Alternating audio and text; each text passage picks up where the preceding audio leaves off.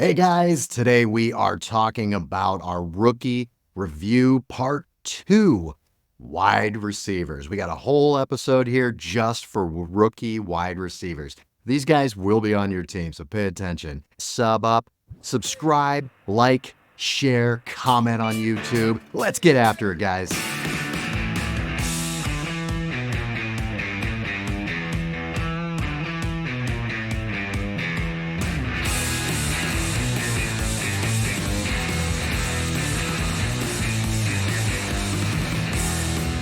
All right.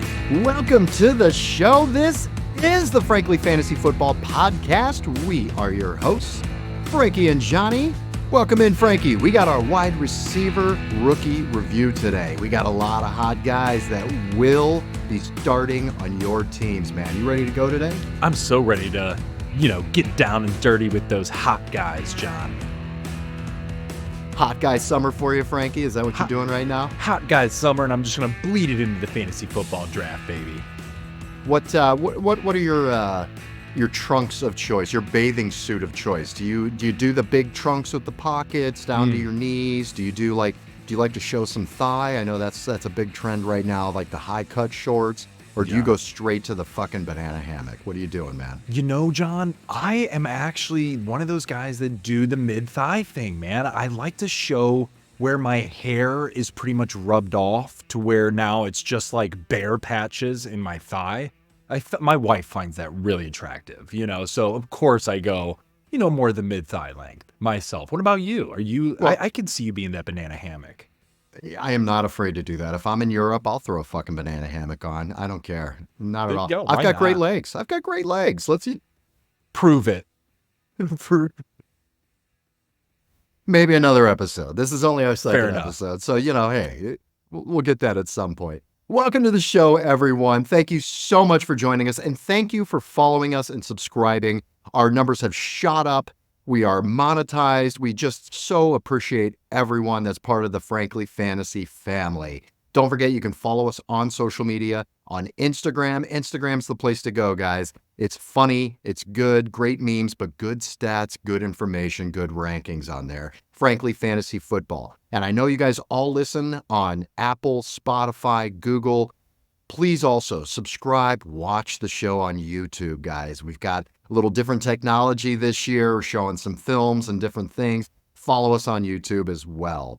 All right, Frankie, let's get right into the rookie review here. Part 2, wide receivers. Let's kick it right off, man. We got a superstar in our midst from the Ohio State University, Marvin Harrison Jr., wide receiver for the Arizona Cardinals. Frankie, let's get excited and show me Marvin Harrison, baby. I mean, John, this guy is one of those prospects that very rarely comes out of college. What I mean by this, you have the Justin Jeffersons, you have Jamar Chase, and those guys are very few and far between. Marvin Harrison is right there up with the best of them, man. I mean, we're talking about a guy, John, whose dad is not only a Hall of Famer, but was absolutely insane and a wonderful locker room guy, especially from all the stuff that Peyton Manning has said, Dallas Clark years ago for the Colts, so on and so forth. He instilled that in his son, John, and you really see that come out in his leadership to the team. The reason why I know this is because we're psychos with the Buckeyes, and I watched every pregame, postgame discussion, talks about it. It's truly incredible what Marvin Harrison Jr. will bring to the table for the Arizona Cardinals. Let's talk about him even further. 2 years with Ohio State. The last 2 years, John, he had 144 receptions, 2,474 yards and 28 touchdowns, an absolute dominating force there. John, he also has the ability to be a top 7 overall receiver this year at Arizona because there's basically nobody else. D-Hop is gone. Hollywood Brown is now in Kansas City. They also, they have Michael Wilson, who did a good job. Nowhere near a top-tier caliber. You have Greg Dortch. I mean, hey, Greg Dortch also, he had an okay year. But, there are tiers to this shit, right? And Marvin Harrison Jr. is going to be special. That's the only way to say it. There's only one reason why he was the number 3 overall pick. And honestly, man, he could have gone number 1, if I'm being totally honest. So, John, this guy is incredible. Now, who does he remind you of? I mean, this is crazy to say, but it is very accurate, man. And the way his routes break, the difference in his capability of understanding his sideline catches and understanding where that sideline is and his acrobatic athleticism that he's able to implement. John, it's CeeDee Lamb. What CeeDee Lamb did at Oklahoma and what Marvin Harrison Jr. did at Ohio State, it's like a fucking carbon copy. It's like, yo, the different routes, the speed, the length, the way they're able to stretch the field, the way they can put a team on their back and be the playmaker. There are very few players that can do that, to actually take over a game at their own position. And he is one of them, man. So CeeDee Lamb, John, is a damn good comp for what Marvin Harrison Jr. could and probably will be. All right, so let's look at Marvin Harrison Jr. here. This is tough, man, because, we talked about the rookies before, and a lot of those guys were backups or their rookie quarterback. Expectations in fantasy are fairly low. That's not the case with Marvin Harrison Jr. Expectations are super high. It's sky high here. I mean, here's a rookie who's never taken a snap in the NFL. He's being drafted in the back of the first round, early second round, going off as roughly wide receiver 10. All right, that's interesting, man. So, I mean, you're looking at anchoring potentially your team on Marvin Harrison Jr. So let's talk about that. I mean, you're in the back end of the draft here. You've got the big receivers going here with CeeDee Lamb, Tyreek Hill, Jamar Chase, Amon-Ra St. Brown, Justin Jefferson. But once we get down into that back end of that first round, beginning of the second round, you're going to be looking at making a decision here. You've got A.J. Brown, Garrett Wilson, Puka Nacua, Devontae Adams, Chris Olave, and Marvin Harrison Jr. Where are you stack ranking Marvin Harrison Jr.? You're on the clock. You're on the back of that round, the beginning of the second. You're looking at those guys. What's going through your head? Those are some big names, man. Those are huge names, Sean. And these are guys that have proven that they can take over the league, not just the team, the league. For me, man, it's A.J. Brown. The next guy out of that, you don't look elsewhere. It's A.J. Brown outside of the 5-6 that you had mentioned receivers. Okay, then for me even, there's the Garrett Wilson and the Puka that you mentioned there. And that to me is, that's still a bit up in the air. Is Puka a one-year flyer? I don't think so. I think the world doesn't think so. But I'm just saying, could that be something that, right, you're anchoring your fantasy team on? Do you need to be aware of that potentially? Garrett Wilson, we have been foaming at the mouth to see this dude play with Aaron Rodgers. So still kind of TBD, but I definitely think he's up there. John, for me, man, here's how I would evaluate this. Let's talk 12-man league, okay? You're having 11th or 12th overall pick. I am not picking Marvin Harrison Jr. in the first round. Guys, there's no way I'm willing to do that. And it's not because of him. It's because of me. What I mean by that is I'm not willing to risk anchoring my entire team off of a rookie. Now, let's just put it in perspective. If you want to draft a receiver there, for me personally, I'm going to still draft Devontae Adams. I'm still drafting Devontae Adams in the back half of the first. The reason being is because the floor is so high on Devontae that I am okay with understanding that on my next pick, I may go then Marvin Harrison there because there's a ceiling play to Marvin Harrison. Now, let's just say we flip it. Let's just say you want to take a risk on Marvin Harrison. You're a crazy Buckeye nut just like we are, and you have to have him on your team. If you do that and then you go running back, I think you're screwing yourself. I think you're screwing yourself heavily because if a running back gets injured there or Marvin Harrison doesn't pan out to the level of it is because of Kyler Murray's play, because of the team's play or whatever it may be, you're going to be significantly depleted. So there's two different ways to go about this. One is I would take a more higher floor receiver at that back half of first and then go Marvin Harrison at your receiver too. I think that would be dynamic as hell. Or you don't even draft him at all. And what I mean by this is you go running back. You have the capability to go Jonathan Taylor and come back and go Saquon Barkley. And if something like that happens, guys, then you can start filling in receivers like crazy from that point. Or you could go Saquon Barkley, Jonathan Taylor, and then add a Marvin Harrison Jr. level. Now, again, you're putting him as your receiver one. For me, I don't like that. I would want a little bit more of cushion around. But John, it's something that's really highly talked about right now. And to be honest, there's a lot of debate around it. There's a lot of people that are like, Marvin Harrison is our guy. He's going to get 1 million targets. There's nobody else. Arizona's creating the offense around him. They bolstered the offensive line. They got Trey Benson as a running back to help out for the pass catching capability. There's only arrows pointing up. But the practical side of things is that he's still joining a shit team. They're in a really tough division in the NFC West, right? We've seen this transpire. The Seahawks defense is very good. The Rams defense is back to being good. We already know about the 49ers, and you got to play all of those teams twice. So there's all these other elements that come into play. So for me, it's all about the strategy that you want to choose to implement. You can go 0 RB and rock it out with Marvin Harrison. You could go hero RB and say, I'm going to put Marvin Harrison to the side. It's your choice. For me, I'm going one of those latter routes. I'm definitely taking A.J. Brown. I'm definitely taking Garrett Wilson before him. And I think I'm going to take Davante Adams before taking Marvin Harrison because of that security. We know Davante Adams is a stud regardless of quarterback.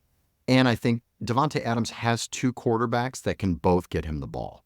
I don't care if you're starting Aiden O'Connell. I don't care if you're starting Gardner Minshew. I think both of them are going to be able to get the ball to Davante Adams. So I think he's a less risky play. But you're right, the ceiling for Marvin Harrison Jr. is so high. He's going to get so many targets, man. It's going to be insane.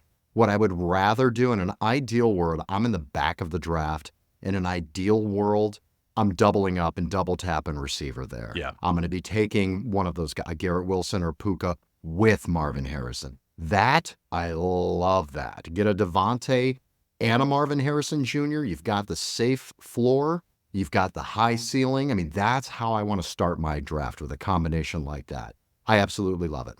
John, real quick on that. What happens, hypothetical situation here, because this will happen. This will happen. Somebody goes up and takes Davante Adams early. So you are now looking at Garrett Wilson, Puka, and Marvin Harrison Jr. as the next 3.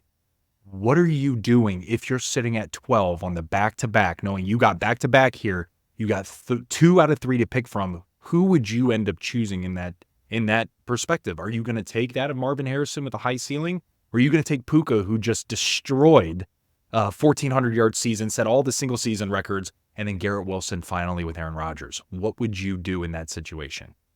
There's risk for all 3 of those guys. Yep. I mean, Garrett Wilson, we know he's an insane talent. We've seen him go absolutely nuclear.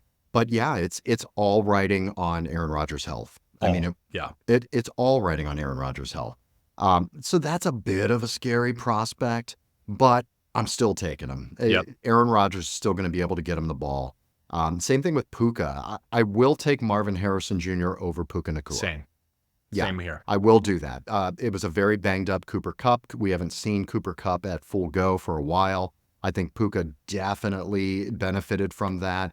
And I just think the sheer volume that Marvin Harrison's going to get, I think is just going to be so much more than Puka. So I just value that much more. That's where I'm taking him. Okay, let's talk about Malik Nabers, Frankie. Wide receiver drafted by the New York Football Giants. He's 6 foot, 205 pounds, runs a 4.36 40. Talk to us about Malik Nabers, buddy. Malik Nabers is one of the guys that when you know you're bringing him onto your team, he hates losing more than he likes winning. This dude brings a moxie, a tenacity like I have not seen in a receiver in a minute. And it's real, it's raw, it's honest. And I love that for that of the New York Giants, John. And when we saw that with LSU, when he wasn't getting the ball, he would get frustrated, but it was contained frustration at that point in time. So I love what this dude is going to bring to the New York Giants.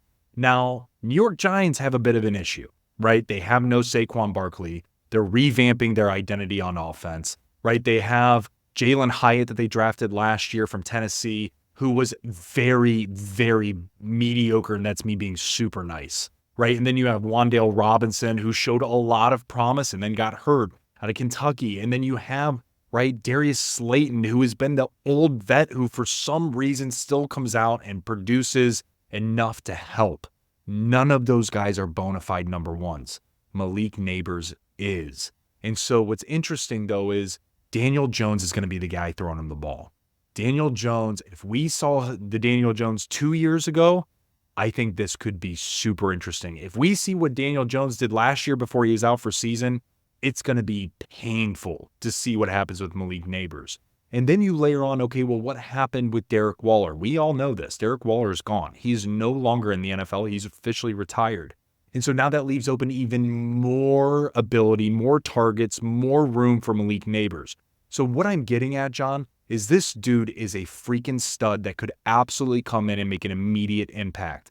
Last year at LSU, man, he had 89 receptions, 1,569 yards receiving, 14 touchdowns. And by the way, there was another guy across from him that we'll talk about here in a second, Brian Thomas, who dominated the touchdown share.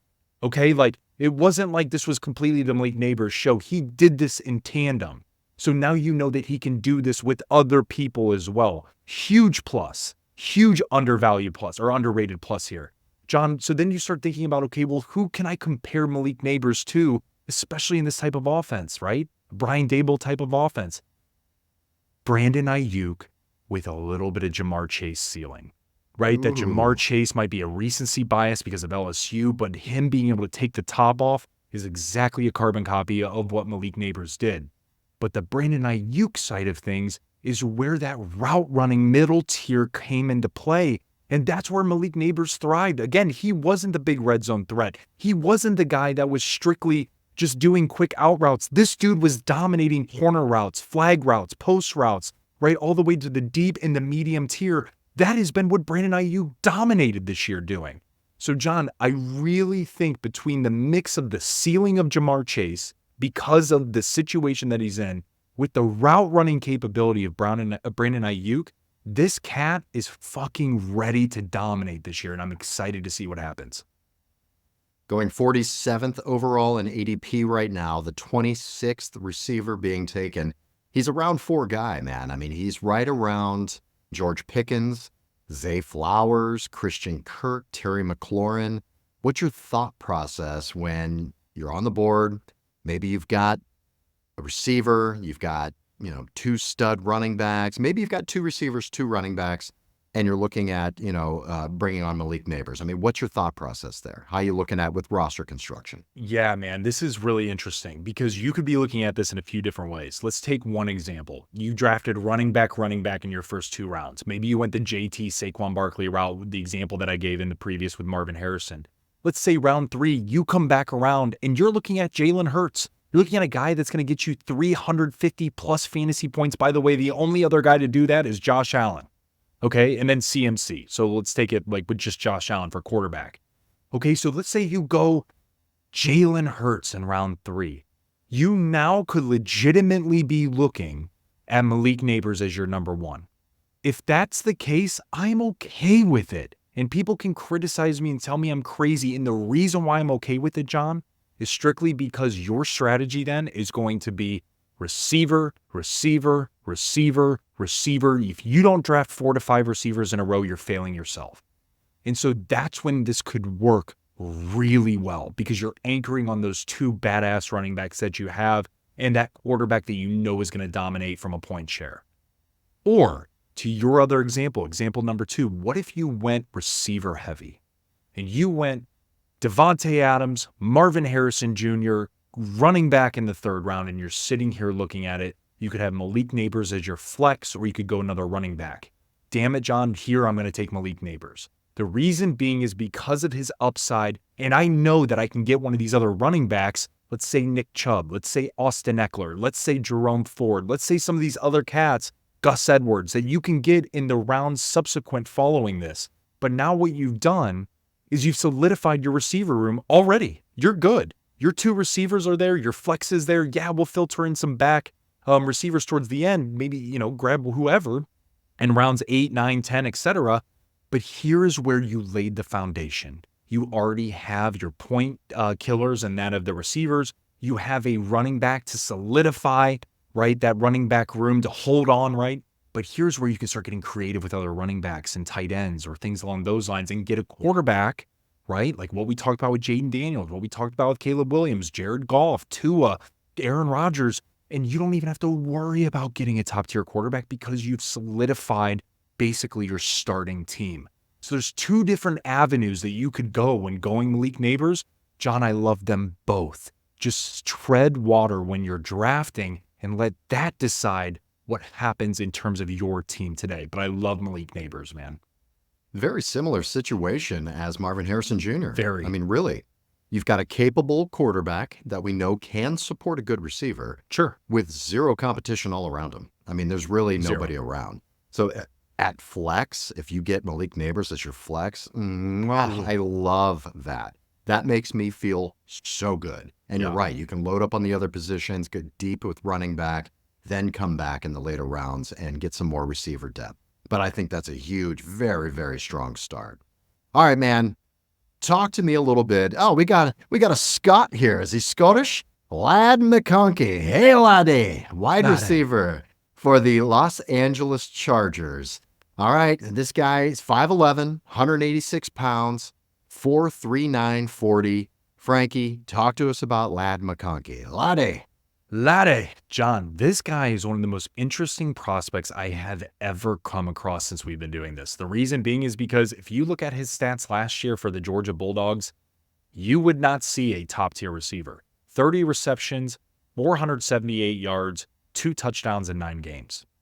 What the fuck are they drafting him for in the second round? The reason being is because this cat, John, his ability to separate in his route running is top tier. This guy is unfreaking real in his route running capability for the short to medium routes and red zone, man. And so what's interesting too is he goes into a team with that of the Chargers, right? And so total rebuild here. They have no Mike Williams. They have no Keenan Allen, right? You have Joshua Palmer. You don't even have Darius Guyton anymore. And so, like, this is really crazy. They drafted Quentin Johnston last year, which was arguably terrible. What a terrible pick. And last year, John, we were saying that Quentin Johnston was going into one of the best situations, which he was, and he fumbled the bag. When Mike Williams was hurt, when Keenan Allen was hurt, he was the bona fide number one, and he dropped terrible, terrible passes, couldn't make a catch, couldn't get anything after the yards after the catch, and it became Joshua Palmer's team. Joshua Palmer got hurt, and we saw what happened. They were abysmal. So what I'm getting at is he has immediate fantasy relevancy and ability to actually make a difference on this team. What's also really cool, man, is this is a Jim Harbaugh offense now. And so what's interesting is look at what Jim Harbaugh did for that of Roman Wilson over there at Michigan, right over the team up north. He made this guy, this speedster, into this route running maniacal dude who was giving the ability to get J.J. McCarthy, the quarterback, making him so efficient in the routes that he was able to throw to that it worked. This is going to happen for Lad McConkey with even a better quarterback in Justin Herbert. So what I'm getting at is, man, the ability that he has, in terms of his route running capability and the situation that he's in with Justin Herbert, this could be a match made in heaven. Now, who is his route running comp, in my opinion? John, or comp in general? John, I'm going to go the route running perspective only here because he, 30 receptions, 478 yards. It's hard to get a pure comp. People are going to say Cooper Kupp, probably just because he's a white dude, right? I'm not going to go there. I'm going to go Antonio fucking Brown as his route running comp. If you look at Antonio Brown, when he was drafted out, he was slow. He wasn't very fast. He was undersized. It didn't matter. His ability to separate and his hands and his ability to catch was nothing short of miraculous. And so, John, I think that the route running comp to that of Antonio Brown mixes very well with that of Lad McConkey. And I think that this guy could be very interesting for the Chargers. I love this guy's film. I love watching him play. What's really interesting is the Los Angeles Chargers have the most vacated targets in the NFL. They lost Mike Williams. They lost Keenan Allen. You've got Quentin Johnson and Josh Palmer there. And that's it. Opportunity is huge. And you've got great quarterback, Justin Herbert. He's healthy. He wasn't right at all last year. And I think that was a big part of Quentin Johnston's failures last year as well. So he's in an awesome situation, man. With a new coach, yes, they are going to run the ball a lot more. They loaded up that backfield. Harbaugh's offense, he's going to yeah. run the ball, absolutely. But this guy fits perfectly, exactly what you said, into that scheme. It's going to be really interesting to see, man. This is a guy I'm very, very excited about. Let's look at where he's being drafted here. So he's 94 overalls as ADP. He's the wide receiver 44. So he's going around round 7, round 8. What are you looking at? I mean, is this a guy that you feel, and this is flex territory we're talking about here now. Is this a guy you feel good about putting out as your flex, or are you drafting a couple of guys hoping that, listen, I'm going to watch the gameplay, I'm going to see where the targets are going, hoping to be able to get him into your starting lineup at flex at some point after a few weeks? What do you think? John, the latter. That's exactly what I'm thinking about. Then the thing is, this is a high price tag for that as well. So you have to put that in your mind that round 7 here, guys, that's a starter. That's a starter. You think there's a QB, you think there's 2 running backs, it's 3 positions already. You think that there's potentially 2 starting receivers on a normal tier. So that's 5, right? Maybe you go tight end, that's 6. Now you have your flex at 7. It's a big risk. This is really expensive for this, but John, I'm willing to do it. And here's why. The ability that he has, the team that he's on, but I'm sitting him and I'm watching how this unfolds, right? And you know what I'm going to do for my strategy? I'm drafting McConkey, and then I'm drafting Hollywood Brown. And then I'm going to draft somebody else from a receiver position. And I'm going to keep fucking hitting receiver, knowing that I got my running backs loaded. And that's where I'm going with this. Because that's the only way that makes sense in order to get somebody at this level of a price tag. You could just say, hey man, I don't want to spend that cash on somebody like that. I want to go somebody in round 7 that's a little bit more higher floor. Totally understand. But this guy's ceiling and his ability to get that ceiling is there. So absolutely take this guy. Make sure, though, you immediately go receiver after that in order to make sure that you're overcompensating for a potential flex starting spot. You're looking at guys, Rashee Rice, Hollywood Brown. I'm taking Hollywood Brown. Jordan Addison, Christian Watson.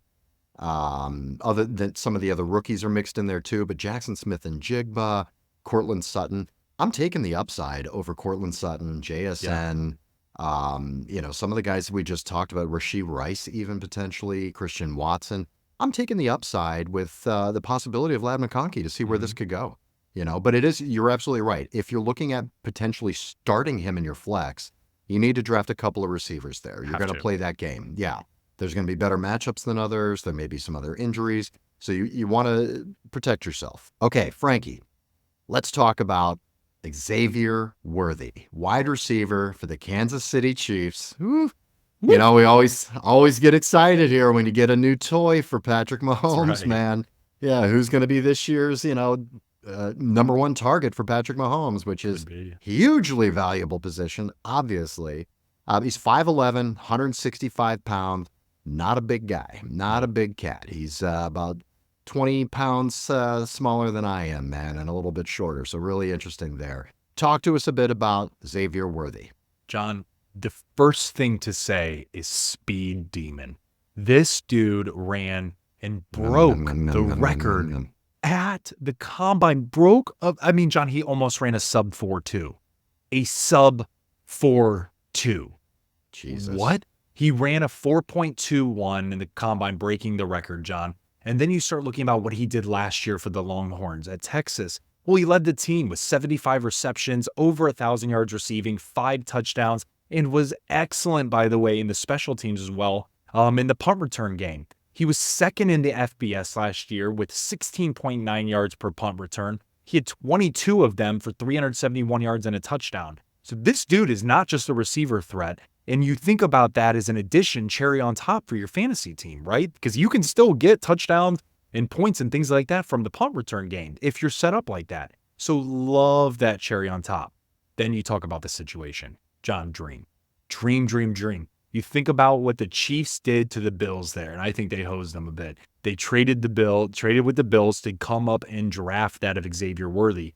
John, and here's the interesting thing. Yes, they still have Kelsey in terms of the Chiefs. Yes, they still have Rashee Rice. Yes, they just brought in that of Hollywood Brown. But Rashee Rice has been having some off-the-field issues, okay? And then Hollywood Brown, right, hasn't been 100% right since last year in Baltimore. So then you start piecing together, okay, well, Xavier Worthy is not only a burner, but he led the team at Texas, a very good Texas team, college football playoff team.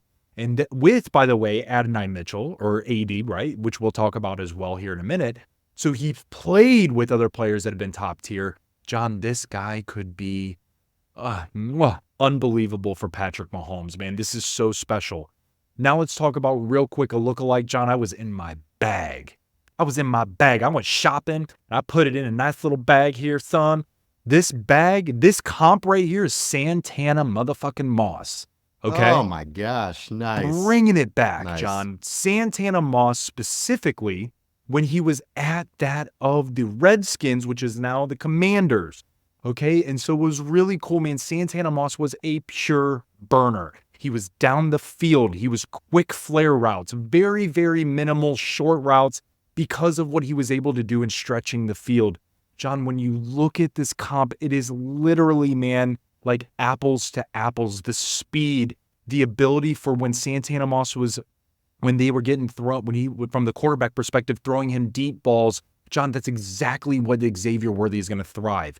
The one thing the Chiefs left to basically wait until somebody like Xavier Worthy came about was when Cheetah left, Tyreek Hill left, there was a void there. So thank God, Andy Reid and Patrick Mahomes, you can overcome that void and still win a Super Bowl.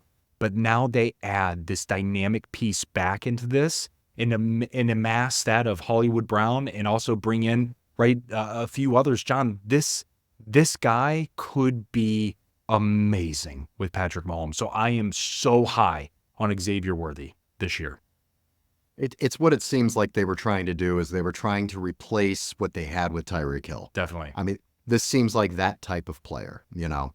Are you worried? Here's my question for you are you worried that he just becomes MVS, Marquez Valdez-Scantling? I mean, it's not a 0% chance that he just runs cardio out there for a while, right? Yeah, totally could be. And John, especially with the amount of people that they have, right? I mean, you have a full plate of individuals that are going to need the rock in order to play. You're talking Kelsey, you're talking Hollywood Brown, you're talking Rashee Rice, you're talking Isaiah Pacheco, you're talking Sky Moore, still on Sky the roster. Moore, Justin Watson. They also have that, and I'm drawing a blank on his name, the rookie that they got, I think, undrafted, who's a rugby player, John, who, by the way, is the 9th highest selling jersey in the NFL at this point in time. And he's balling out. He apparently ran a 4.3, and I apologize, I'm drawing a blank on his name. I'll look that up. But, I mean, you have all these other pieces. So to your point, there is absolutely validity there. And so in a redraft league, I'm not talking dynasty, in a redraft league, yes, there is risk. Yes, it is a convoluted team in terms of talent. But him, if he even got the opportunities that MVS had, I doubt he'll have even a third of the amount of drops that MVS had, which is automatically going to start padding that and going to build confidence in his play and going to build confidence with that of Patrick Mahomes. So yes, there's absolutely an element of just running cardio, but there's also then that upside of, well, shit, man, what if he doesn't drop that? And now there's that momentum and that chemistry that starts to build. Could he actually evolve into that of Cheetah? And my answer is there's absolute potential. That's why you trade up to get him in the first round. If they don't do that, then yeah, there's more than likely they're not going to try to get him the ball as much. You draft a first rounder and trade up and waste a pick. By the way, overcoming your AFC rivals right now at this point in time, you're fucking playing this guy. And that's what I like a lot, John. They wanted him. They went up and got him. Yeah. You know. Yeah, so that bodes well. Also, the fact that Rashee Rice, we don't know yet, he could be suspended for a game Missing or two. time. It's looking like that. Yeah, I mean, there will be something that comes out. So that gives me a lot of hope. I mean, with an Andy Reid offense and a Patrick Mahomes. Now, you throw him with the New York Giants? Oh, no. I'm going to draft him. I'm going to wait and see. I'm not even thinking about putting him out there. But the fact that he's with the Chiefs and could have an increased role right off the rip really gets me a little horny about him, man. I'm not going to lie.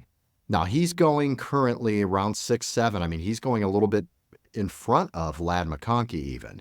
So this is a guy you're going to have to draft to play in the flex, most likely. Is it the same kind of scenario? I mean, in my mind, I'm looking at, I like him better than Lad McConkey. I'm going to take him because he's attached to Patrick Mahomes, because Rashee Rice may miss a couple of games or a game. And I feel like I could plug him in to start and feel more confident knowing that the targets could be there, and then draft a couple of other receivers that I can kind of play that carousel game at flex. Does that seem about right? John, yeah, I think so. And the other way I look at this too is, I think that's right in your opinion. I think what I would actually do is I would prefer actually to take McConkey. And it's very slightly. And it's strictly because, yes, it's just less amount of competition around him. That's strictly it with a Herbert throwing him the ball. But I'm talking it is 1A, 1B at that point. If you're in Dynasty, though, I'm 100% going Xavier Worthy, knowing that you're locked in with that of Patrick Mahomes for a few years, so on and so forth. So it's really, guys, you're going to be looking at these two to draft. They're going to be right next to each other along with Hollywood Brown. And for me, it really depends on how the camp unfolds as well. If Xavier Worthy starts going nuts off in camp, John, I think that he could even move up a bit. I mean, if I'm being honest. Or if Lad McConkey starts like just absolutely being a freak, like puka-ing it, right? For this camp, I think it's got to be Lad McConkey. So these two, man, are so fun because number one, they played against each other, right? Georgia and Texas, like they've been battling, right? And then in the college football playoff. And so now they're even looking at it in fantasy football in comparison. So for me, man, I think it's 1A, 1B, and we're going to really get this ironed out as camp kind of prolongs. Let's talk about Keon Coleman, wide receiver for the Buffalo Bills. All right, so Buffalo traded their pick down to the Chiefs, traded down, went after, and got Keon Coleman. Okay, we got a lot of targets vacated here on this team. Josh Allen needs a number one receiver. He's 6'3", 215 pounds, plays real big. Yeah. 4.6 140. Talk to us, introduce us to Keon Coleman. Just listen to Keon Coleman. Go onto YouTube, like check out a couple of his interviews. One of the funniest cats of all time. Actually, shit, they need to mic him up every game, John. I mean, the content this dude's going to provide is just gold. Hilarious, funny, eccentric, like totally a football guy. Like I love this dude's vibe. Like he's not super tenacious like Malik Nabers. He's not cool, calm, collected. Nothing gets to you like Marvin Harrison Jr. He's this quirky cat that's just like, I just want to fucking play and have some fun. I love his vibe and fits so well with the fun playfulness of Josh Allen. So Keon, we got to get you on the podcast. Come on the podcast, brother. Come on, got to get you on. We want personality like that on here with us. Come on, buddy. It'd be so great, man. And so let's talk about the situation, man. He's in Buffalo. There's no Diggs. Okay, receiver 2, though, they still have him. Sure don't, right? Gabe Davis is no longer there. So now they bring in Curtis Samuel. And they also have Khalil Shakur. From a receiver perspective, John, there's not much. There's not much more than that at this point in time. So literally, Keon Coleman is stepping into maybe the receiver 1 or sure the receiver 2. But either way, he's going to get the rock. When he played, actually what's interesting, John, he came from Florida State, right? But before that, he actually was a dog at Michigan State. So he's played Big Ten ball in shit weather, which is a big deal for Buffalo. That's a big underrated thing that people don't think about. So he's already played in that kind of situation. He also then in 2022, when he was with Michigan State, he led the team with 58 receptions, 798 yards, and 7 touchdowns. And so then again, he went to Florida State afterward. Didn't have a crazy great year, had a good year. He had 50 receptions, 658 yards, 11 touchdowns. But here's what was interesting about Keon Coleman. First Florida State player to win all 3 first-team awards in a same season. What that means was he was first-team All-ACC receiver, he was first-team All-ACC all-purpose player, and first-team All-ACC special teams player. Guys, what this tells me is he is not a prima donna. He's not a diva. He's going to suit up on that special teams field and go down and rock out shit for you. In addition, he's going to give it his all every play. Not just his ability to jump, John, and catch these insane catches with one hand and bring it down in double coverage, but it's also his ability to block. He's so unselfish in the way he plays, which is just another team chemistry component for James Cook, Ray Davis, Josh Allen, and so on and so forth, man. So then, okay, cool, Frank, got it. But who does he remind me of? Easy. Young, Allen Robinson. I'm not talking about the Allen Robinson on the Rams. I'm not talking about the Allen Robinson on the Steelers. I'm talking rewind the tape. Go back to Jags. Go back to where Allen Robinson was a freak, was an insanely good player to the point where people were like, yo, is this cat going to be a Hall of Famer type of player? He didn't become monster back in the day. Monster, John. And so for me, man, I really love the play style, the comp, with the location that he landed, the type of person that he is for the situation in the Buffalo Bills. John, this is a guy that could absolutely bust out this year. Do not be surprised if it's him over a Lad McConkey or actually over an Xavier Worthy because of the position he's in. That's exactly where they are, too. Where they're being drafted, you're going to bunch all of these rookie receivers right into that round 7, 8, 9 conversation. So you're going to be staring at all these guys, and you're just going to have to make the best decision that you can. You're not going to get them all, but you can absolutely get 1 or 2 of them. And it's that same situation that we talked about with the other guys, that this is a guy that could be in flex consideration for you. So you're going to have to watch. It's early. It's July. You're going to have to watch camp. You're going to have to watch preseason. But he's definitely a guy that you're going to be looking at drafting 2 to 3 guys that you're going to be deciding, who do I put in my flex right now? And Keon Coleman, watch him, because this is a guy who could be very, very good for your team. Definitely. All right, Frankie, talk to me about Rome Odunze, wide receiver for the Chicago Bears, paired up with Caleb Williams. We talked a little bit to Tyler Scott about Rome. All right. He's 6'3", 212 pounds, big frame guy to go up there with DJ Moore and Keenan Allen. 4.45 speed in the 40. Talk to me about Rome Odunze. John, Rome is one of those guys when you watch, your mouth drops because you don't understand how he caught certain passes. You like don't Biden? Understand. I'll give you the Biden face here. That's exactly it. It's just like you can't even believe what just happened. Guys, Rome Odunze is that guy. You could make an argument. There's an argument to be made. He could be the best receiver in this class. I don't think it is. I think it's Marvin Harrison Jr., but you could very well make that case. And here is why, John. He had 1,640 yards last year, led the FBS, and by the way, shattered the Washington Huskies record. Okay, you don't do that if you're not a bona fide number one, dude. On top of it, he had 92 receptions and 13 touchdowns. So that means that not only was he being targeted in the red zone, he was being targeted often. And by the way, there was another guy across from him, Jalen Polk, which honestly, we won't really necessarily talk about much. I think he could absolutely be a good player, a rookie in that of New England. But what I'm getting at is he's played alongside other guys who have also gotten the rock, and he was okay with it. And so that's a good person to have on your team. So the reason why Rome Odunze, John, and on our big board here, we have him listed as 10 overall in the rookie review for 10 best overall. The reason why people are going to say you're nuts. Well, the reason why he's so low, guys, is because the situation that he's in Chicago, right? It's a great situation. It is. But not so much from a fantasy perspective. And why I say that is because, you have a rookie throwing the ball. And yes, there's always going to be a rookie-to-rookie connection. But when you start thinking about, okay, there's DJ Moore. Now I bring over Keenan Allen. I have Cole Kmet. I have Tyler Scott. I now have DeAndre Swift that also thrives in dump-off passes, right? And from a receiver field in the background, right? We saw that at the Lions when they had DeAndre Swift along with another additional players from running backs like Craig Reynolds or even Jamal Williams. Jamal Williams. Exactly, John. So we've seen that happen. So for Rome, you're walking in as receiver 3, let's call it, or receiver 4, receiver 3 with Tyler Scott, one or the other. They're different players, different types, right? Whatever. Yeah. But that's why he's so much further down the list, John. It would honestly take an injury to either Keenan Allen, to DJ Moore. And if that happens, in my opinion, Rome immediately becomes a top 3, top 4 rookie fantasy player. Rookie.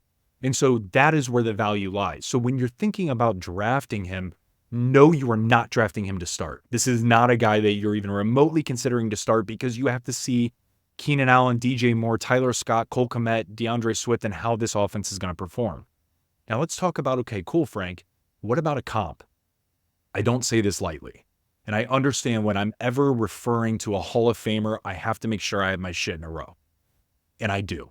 It's Andre Johnson. Guys, Andre Johnson, for those of you that remember that dude, he was unbelievable for the Houston Texans. When the ball was thrown up and it was back in the corner of the end zone and all you had was this amount of a pocket to catch it, guess who's coming down with it? It's Andre Johnson. Pull up the film on Rome Odunze in the playoffs and watch the exact same thing happen in double coverage, right? In triple coverage, in single coverage. He's in his zone. It doesn't matter. He was able to do special things. And the thing is, Michael Penix Jr., the quarterback at Washington, who's now with the Falcons, right, gave him an opportunity to do so, which so will Caleb Williams. So again, John, for me, Andre Johnson comparison is so similar to Rome Odunze. This dude is going to be so special in years to come. It's just for this year, let's temper expectations due to only the situation that he's in. You know, it's almost like a JSN situation, Jackson Smith and Jigba. Yeah, exactly. You know, where it's a uber talented receiver that you can't wait to get on the field, but you got two guys in front. Actually, it's very similar to that. DK Metcalf and Tyler Lockett are very similar to DJ Moore and Keenan Allen, right? Yeah. I mean, but here's the good thing. Yes, you're going to draft him. You're going to hold on to him to see what happens. I think he might be a touchdown monster. I don't know if he's going to get a ton of receptions. I don't know if he's going to get a ton of yardage with those other two on the field, but he could score a lot of touchdowns, you know, for Caleb Williams here. But it's also Keenan Allen, the risk of him being hurt and missing games, it's high. It's very high. So something like that happens, you're going to be very excited to start Rome. Yeah, no question. When in Rome, brother. Okay, Frankie, talk to me. This is a guy I need some help on. I don't know a ton about him. I've been watching some films. Brian Thomas Jr., wide receiver for the Jacksonville Jaguars. He's, let's see here, 6'4", 209 pounds, 4'3", 340, 38 and a half vertical, eh? Okay. Yeah. All right. Interesting athlete here to pair up with good old Sir Trevor Sunshine. Frankie, talk to us about Brian Thomas Jr. Guys, Brian Thomas Jr. is one of those undercover cats that not a lot of people are talking about. He was a first-round draft pick this year to the Jags. Guys, here's why people aren't really talking about him. It's because Malik Nabers was on the other side. But listen to what he also did in terms of Brian Thomas Jr. 68 receptions, over 1,100 yards, almost 1,200 yards receiving, alongside Malik Nabers. And here's the key. 17 touchdowns. 17. Wow. Led the FBS. So, John, just to bring it back, that's 17 for Brian Thomas, okay? And then Malik Nabers, right, had 14. There was 31 touchdowns between the two of them, and you can't tell me that Brian Thomas can't play with other superstars. Dude, this is a great situation for Brian Thomas, man. He's a freaking tank, and his play style is going to blend so unbelievably well with that of Trevor Lawrence. Here's the other thing that we need to keep in mind, okay? This is really crazy because Gabe Davis has been added. Calvin Ridley is gone, right? So now we have Christian Kirk, we have Gabe Davis, we have Devin Duvernay, and then you also have Ingram and that of Travis Etienne. They don't have a real number one anymore. And those vacated targets to Calvin Ridley are not going to all go to Gabe Davis. I can tell you that much. And you mentioned, or you didn't hear me say Zay Jones. He's also gone. So now it truly is Christian Kirk holding it down as their number one, which he's a great slot guy. Going to have close to 1,000 or over 1,000 yards every time. He's not a bona fide number one. Gabe Davis, a much better MVS, right? He's a boomer bust every single week in terms of fantasy football. Great burner. Brian Thomas brings an element that Trevor Lawrence has not had since pretty much his college years at Clemson. With the size, with the speed, with the capability, the route tree that he's run. John, this could be an insane freaking year, man, for that of Brian Thomas if Trevor Lawrence can get him the rock. Now, again, I want to level set what I'm saying in terms of comparison. This is crazy, and I get it. Bring the heat. I'll fucking back it up. Okay? His comp to me, and I'm saying this cautiously, is actually Julio Jones. Julio? Is actually... Oh. When you look at Julio coming out of Alabama, okay, into that of the Falcons, He immediately ignited this team with Matt Ryan. You start looking at what Brian Thomas did for LSU alongside that of Malik Nabers. You start looking at what he dominated in a red zone comparison. Do you remember when the Falcons had young Julio? They tossed it up in the red zone and he was coming down with it. Oh, yeah. That is Brian Thomas Jr. Then you start seeing, okay, well, what about the athleticism in double coverage or a safety coming over top? Brian Thomas can not only will torch the safety, but will also moss the safety as well. John, this guy is so impressive and is just kind of behind the scenes due to his other teammate in Jaden Daniels, right, who's the quarterback now for the Commanders, who is his quarterback. John, this is a diamond in the rough that could be absurd. So I love Brian Thomas Jr. and especially where he's going, John. I think it could be really interesting.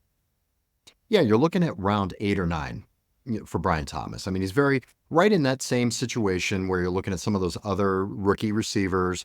You're looking at that. It's that flex group of guys that you're looking at taking. I like him a lot because the offense, because he's tied to Trevor Lawrence that we know can get him the ball. Trevor Lawrence didn't ever really have that big target in the back of the end zone like this guy with a contested catch ability. I love it. We thought Calvin Ridley was that guy. Didn't really see that on that team. And that could have just been a flow thing with those guys and a chemistry thing. But I like it. And there's competition, but they're very different players. When you look at Christian Kirk and you look at Gabe Davis, they're very different guys than Brian Thompson. I mean, very, very different. So I'm very interested in what he's got to offer. He's one of those guys that I will take a chance on. Definitely. Load up with a group of maybe 3 different receivers to rotate and carousel in at my flex. But yeah, the more I watch of him, the more I just get excited. All right, Frank, we've got some honorable mentions that we want to talk about here. Not a ton of time, but we do have to talk about these guys because they are going to be guys that you're going to be taking as potential, dart throws, sleeper picks to see what goes on here. If they don't get the targets, then you can drop them. But I think they're guys that'd be good to take with your last couple picks there. Let's start with Xavier Legette, wide receiver for the Carolina Panthers. Talk to us about the X-Man here. Yeah, man, he's a very good receiver coming out of South Carolina, John. He plays much bigger actually than what he is. I was shocked to know that he was floating around that 6'1", 6'2" mark. He looks like he plays like the size of Brian Thomas, if I'm being honest. And his speed is a burner. He had 71 receptions last year, over 1,200 yards receiving, 7 touchdowns. He's playing with that of Spencer Rattler, right, who also got drafted. But again, nothing. I mean, it was a very good year. But, where does he really fit? He's in Carolina, John. And this is where it's going to be tough because Carolina is so, discombobulated at this point. They're kind of an unknown. I don't want to say they're terrible because they've made so many drastic changes this offseason. So again, they have Adam Thielen. They traded for Deontay Johnson. They obviously drafted Xavier Legette. They also have Jonathan Mingo, who they drafted last year, right? And then Bryce Young, as I mentioned, who's going to be better this coming year. And so for me, man, Xavier Legette's in an interesting spot. So who is the comp for him? For me, he's like the versatility of like Debo to where he can absolutely take some of the handoffs. He can do some reverses, things like that. But for me, it's very similar in the play style of like a Kenny Britt. And so if you remember Kenny Britt back in the day, very similar in the way he plays. So there is a place for this in fantasy football. Let me be crystal clear. But it's just, man, just don't expect things from him immediately. That's all I'm saying. This is a guy that's going to need to grow in with that of Bryce Young, John. Yeah, you're going to have to sit on him again. It's a dart throw. It's an upside play. Now we did see there is opportunity for receivers on this team. I know that's one of those teams I typically try to stay away from just because it's a bad team. The offensive line was horrible. Bryce Young did not look good last year. But, I mean, we saw the old man, Adam Thielen, getting some play. He was valuable last year. So, there is an opportunity for him to step in and to take some of those targets. I think it's going to take a while. So it's a guy that I'm going to draft. I'm going to see if he's involved at all in the offense. If he's not come week 2, week 3, I can drop him and play the waiver wire. But I'd like to try to hold on to him as much as I can. All right, Frankie, let's talk about Adonai Mitchell. Adonai? Adonis, like Adonis a Greek god. Yeah, I like that. Adonis, didn't he the Greek mortal who dated and used to bang Aphrodite, actually. A whale's vagina. A if I remember whale's correctly, vagina, John. yeah. That's right. Adonai Mitchell, wide receiver for the Indianapolis Colts. All right, 6'2", 205 pounds, 4.34 speed. Interesting guy to add to this offense. Talk to us about Adonai Mitchell. John, this is the guy that was playing opposite of Xavier Worthy, right? He's the he's the brawn to the speed, right? He was, as you mentioned, big guy, 55 receptions, 845 yards, 11 touchdowns. 11 touchdowns is nothing to gawk at. The dude is a ball hawk, right? He knows how to get the ball. He has big playability, can take over a game if he has the opportunity to do so. Okay, he's going into a very interesting situation, though. Colts just paid Michael Pittman Jr. They also saw great play, not good, great play from Josh Downs last year, right? And so that was really interesting to see. And so now you look at, okay, so they have, right, Anthony Richardson at quarterback. You have JT that just got paid. He's feeling real sexy about himself. A good offensive line that's going to be healthy. Josh Downs, MPJ. Where does AD, in terms of Adonai Mitchell, where does he fit?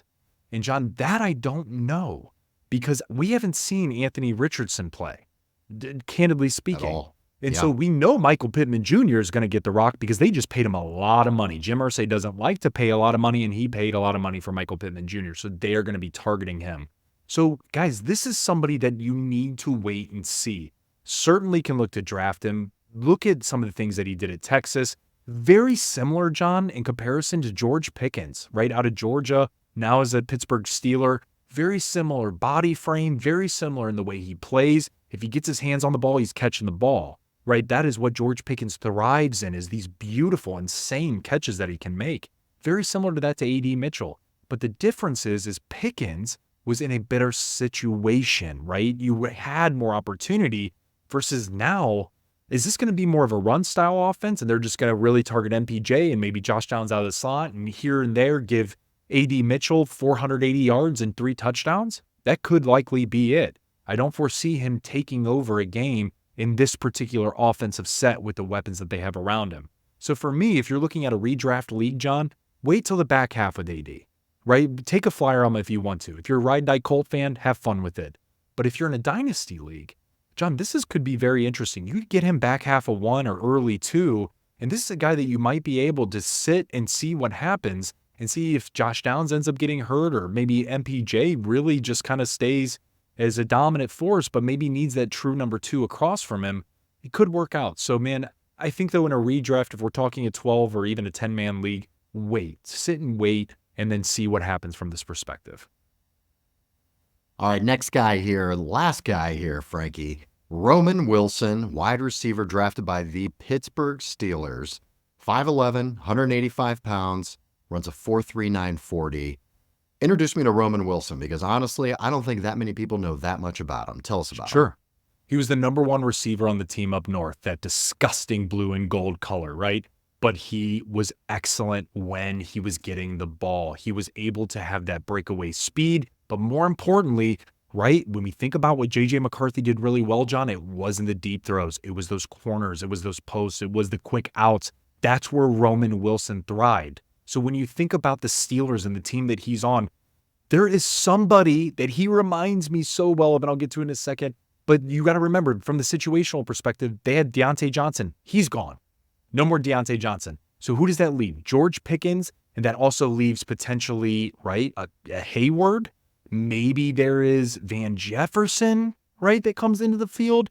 But there's nobody like Roman Wilson, in my personal perspective, on this team.